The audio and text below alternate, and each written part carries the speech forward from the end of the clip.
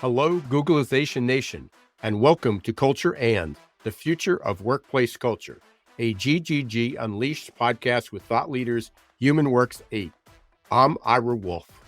And I'm Jason Cochran. In each of HumanWorks8's episodes, we will cover practical insights, tips, and executable activities to get you thinking about the future of culture development in your organization. Let's begin. Welcome, friends. My name is Sean Gulyas, and I am the Thought Catalyst with HumanWorks8. And you are listening to Culture and the Future of Workplace Culture, part of the GGG Geeks, Geezers, Googleization Unleashed series. And remember, now that I'm unleashed, let's belong together. I hope you will join me each and every month as we think about culture and people, culture and strategy, culture and teamwork, and today, culture and mattering. If you're a business founder, HR leader, or simply passionate about strong organizational culture, join me in wondering about what's ahead to build strong business cultures that spark engagement and align people around shared values and purpose. You'll leave every month with some new thoughts and some tangible tools to guide your cultural journey and aid in bringing this thing we call aliveness to your organization. Are you ready to bring work to life and life to work? I am. So let's go. I believe it is perfect timing to be talking about belonging and mattering in the workplace because I'm feeling it has lost a bit of its mojo recently. What was on everyone's mind a year or so ago has now been replaced by AI or this ongoing obsession with bringing everyone back to an office. It seems like business focus on cultural necessities varies and changes as rapidly as the next big thing in your LinkedIn feed. I found it shocking to notice how many talent investments in this area have been some of the first to go this year as companies have been trimming expenses. Everyone belongs here. Now go over there and get to work and matter quietly. Well, let me just say this front and center, loud and clear. The future of work in our lifetime is people. And that starts with believing and acting on the principle that everyone is unique. If one of your current core values as an organization does not champion that belief, then you are saying, shh, go matter quietly. Having everyone believing and coming together around values and the celebration of individuals across all three parts of their mind is a foundational practice that organizations must live to bring a true sense of belonging and mattering to the workplace.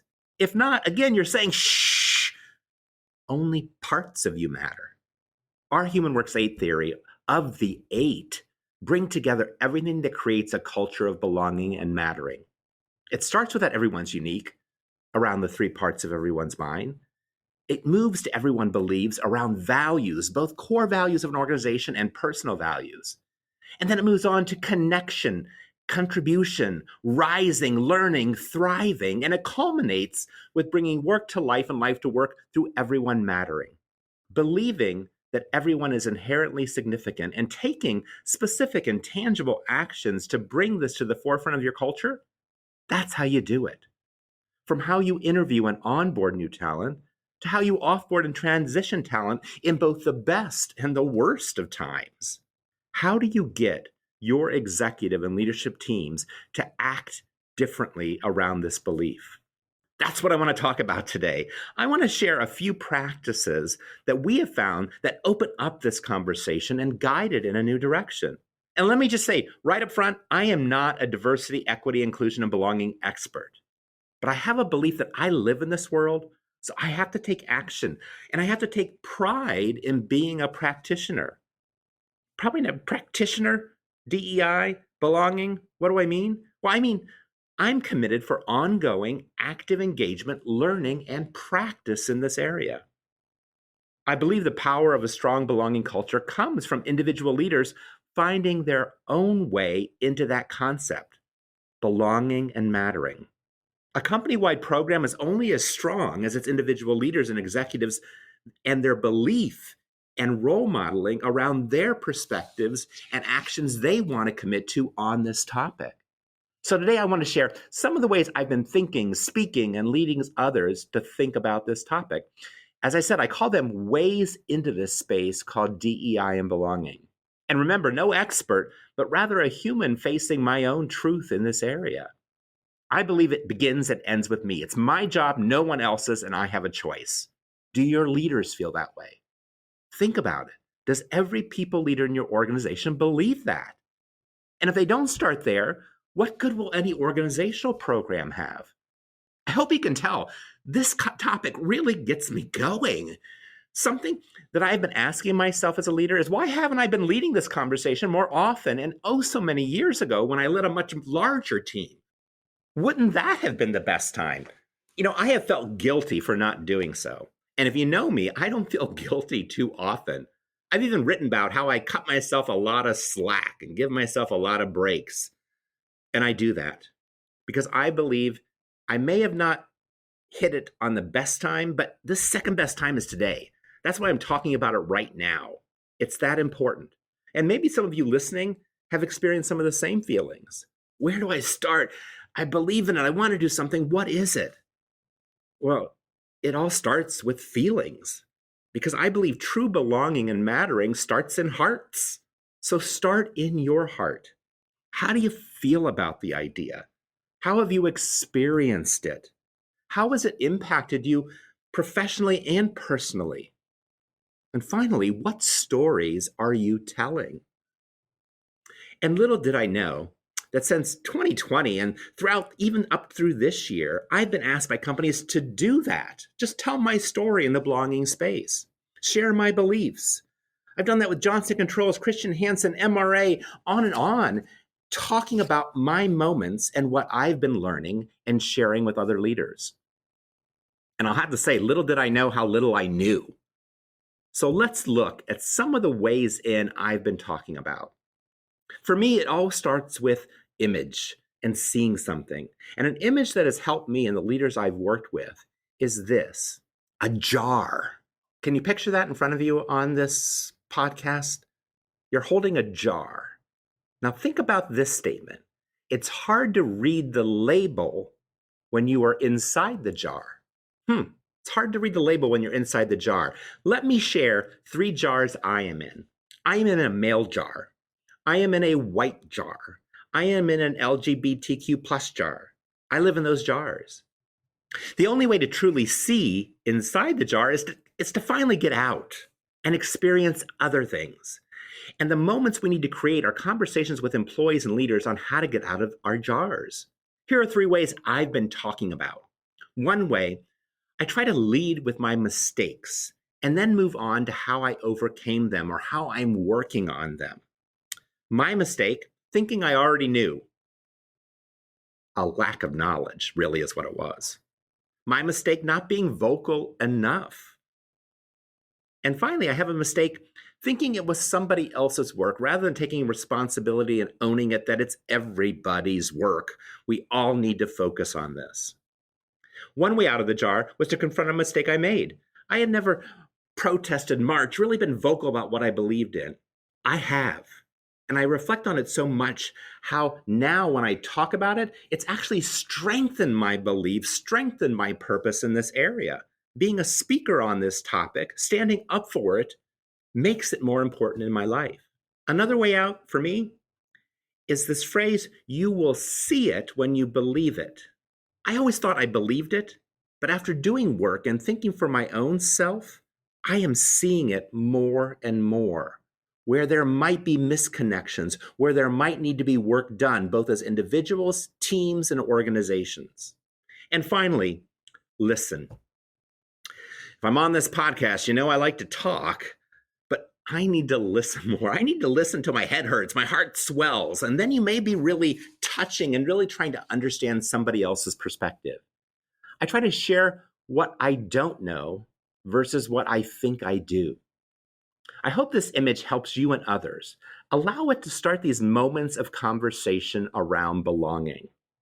Another question I've been asking myself and challenging myself in this area, what experiences can I do to curate for my life to evaporate ignorance and biases? I have choices in how I live my life. Can I make more diverse choices? And I thought, hey, Sean, you're diverse. Okay, so inside my jar, it may feel that way, but outside, I don't know. So, one for me, I love reading, but my bookshelves over the last 3 years look so different than they did prior. How did that happen? I started asking others what I should be reading on topics outside of my jar versus staying in my jar with what I knew. I am curating my reading so very differently than I was before. If I can help curate yours, reach out. Anyone on the team can give you ideas and suggestions on what to add to your library. My passion is always challenging people and leaders to think differently about this topic. Let me share one other image that I'd love all of you to consider for creating belonging moments. And it's around bubbles. And some of you may have heard me write or speak around bubbles. But for some reason, bubbles and DEI and belonging seem to go together for me. I always go back and think about the reason I still like bubbles is I love how children get so excited and get so driven to pop bubbles. They run after them with such passion and such energy, and they're hard to catch. And then they keep at it. They're motivated to run quicker. I believe there's a lesson there in bursting bubbles. We all have bubbles around us at times. They're thin, but they feel kind of protective. We don't even think anyone can see it. We may not even realize it's there because it's so transparent. What if we could capture that childhood quality of wanting to pop as many as possible, as quickly as possible? Open ourselves up for new understanding. Open ourselves up for relearning what we thought we knew. Seeing something anew as if it was the first time. Having that aha moment that creates clarity, dawning, recognition. So let me try one. I'm part of the LGBTQ community. Any bubbles any of you have around you on that topic? Well, let me try to burst two. First, a fun one. I don't own anything with a rainbow flag on it. I love to say that because it kind of shocks people. It kind of makes people go, what? If you're part of the LGBTQ community, you must have rainbow flags everywhere. And I'm like, no, I kind of wish I did because I, again, feel a little guilty that I don't. But I don't really like rainbow flags and things. Bubble burst. Look at that. Sometimes even within that community, people are shocked. So that's a fun one. But it kind of opens up the conversation and even gets you thinking differently about your perspective on that community. Number two, my husband and I have been together 35 years. That even amazes me. I'm still shocked when I state that fact to both heterosexual and homosexual couples that I meet for the first time, and they give me this look of amazement. And what seems very natural and ordinary to me causes bubbles to burst. I'm constantly working to live a life filled with gratitude, peace, love. It may not check all the boxes for a specific community, and it may not check all of your boxes, and that's okay. But what can we learn from one another about the life you are living and how it can add to and inform my own? Pop, bubble burst, new perspective. How can you burst a bubble by just being yourself? I asked at the beginning, what stories are you telling? And I think that's a big part of this area around mattering and belonging. Maybe it's one of your own bubbles. Maybe it's somebody else's you can pop by just talking about your experience. How can you be more inclusive and change a mindset or even call out a behavior that goes against what you believe to be true? Burst a stereotype bubble, burst a race bubble, a gender bubble. Be a child again and see things differently. I have seen so many great moments of conversation happen using these two images to open up the dialogue, helping leaders and executives, and even in presentations I do, people raise their hand and want to talk about it and their own personal way into belonging and mattering, because it must start there. Start with the heart. Make the moment matter because it matters to you. How can you lead that effort? How can a team of executives or leaders lead that effort? Moments of belonging matter. If you're not familiar with a tool we use to support this type of dialogue, check out the HumanWorks8 You Matter Here conversation guide. Let it be a jumping off point to other questions you might consider to help with this practice. And I'm using the word practice again. Be a practitioner. Keep trying. Keep finding the questions and the stories that you see get the biggest response, that bring people into the conversation. Help leaders discover how to have these meaningful one-on-one conversations that show and elevate their interest and caring about the person sitting next to them. I truly believe that one small question from a member of the HR team or a leadership team can be the highlight of an employee's day. And then multiply those moments and build that into an employee experience that is memorable and supports someone giving their best effort in a role and feeling a part of something. Let's keep practicing together. I really want you to reach out, share an image or technique or something that you've used, a book, a thought, a quote that made you pause. Or maybe a speaker that made you see something from a new perspective. Reach out, continue the conversation. You can find me on LinkedIn or at sean@humanworks8.com. And check out humanworks8.com for other tools across what we call the 8. I look forward to every month focusing on a new culture and topic. And if I got you wondering about mattering, belonging, and culture today, then I really encourage you to keep the conversation going on LinkedIn through my Wondering Wednesday post and dialogue. We've been having some great conversations there over the last few weeks. Each Wednesday I share what I'm wondering about. Sometimes it comes from a challenge. Sometimes it comes from a leadership question, or just sometimes it comes from something I overheard, whether through a client, a team meeting, or just on the street. Come wonder with me and see you next month on Culture and the Future of Workplace Culture. That's it for today's episode. Thank you for tuning in and learning about the future of workplace cultures. We'll be back next month with HumanWorks8 for another episode. But until then, please visit their website for additional resources at HumanWorks8.com. Until next time, don't let the shift hit your plans.